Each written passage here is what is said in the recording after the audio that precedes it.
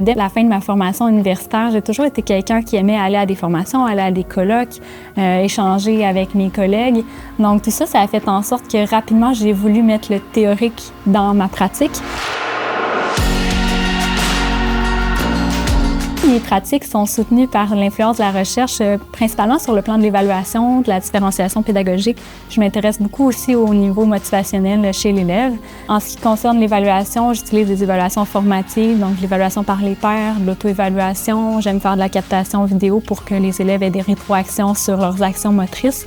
Une fois qu'ils ont réalisé des évaluations formatives, bien, par la suite, je peux regarder leurs besoins puis faire en sorte que je vais différencier mes cours, différencier mes tâches et leur proposer des défis qui tiennent compte de leur niveau d'habileté. Et tout ça, ça les aide au niveau motivationnel. Il y a plusieurs bienfaits au quotidien par mes approches. Premièrement, je dirais que je développe beaucoup l'autonomie. Je les amène à travailler par eux-mêmes, à prendre conscience de leurs apprentissages. Deuxième petite chose que ça développe, ça fait des bienfaits aussi au niveau de la progression de l'élève. Ils progressent beaucoup, ils ont des tâches qui sont adaptées à leurs besoins, donc ils vivent des réussites. Puis automatiquement, s'ils vivent plus de réussites aussi, mais ça, on travaille sur la motivation et ils ont plus de chances de refaire de l'activité physique au quotidien. J'aime faire avancer ma discipline en tenant compte ce qui est fait dans la recherche. Je trouve que ça répond vraiment aux besoins de l'adolescent, ça les aide à prendre conscience de leurs actions motrices aussi. Sur le plan professionnel, j'aime échanger aussi avec mes collègues. Je trouve que le fait de discuter de ce qu'on fait, de nos essais-erreurs, ça nous amène à être meilleurs.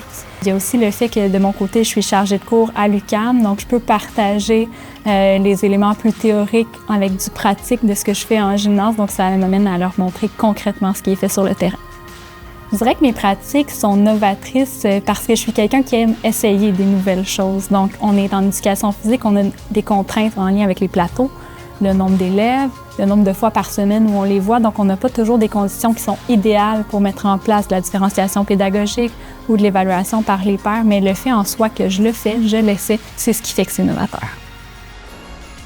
J'aime les cours de Madame Saint-Germain puisqu'elle explique bien tous les sports qu'on fait. Les sports sont très diversifiés et c'est très énergique. Elle prend en considération nos forces et nos faiblesses, puis elle nous écoute. Merci Madame Saint-Germain.